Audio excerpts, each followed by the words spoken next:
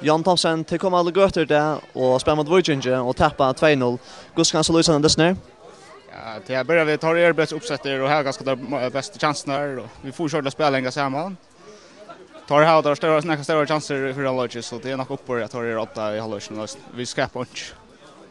Vad är det som gäller tittar och tillstäckningar eller är tillstäckningar för att spela gospel och flötande spelare och det och ganska ös med den så hångchulla samman är det för ny i flashen? Nej, alltså vi har haft några skajer tittar med på platsen och till det som kanske är vitt att köra det sen där ungefär kom in och runt där men tar klass ös nu allt.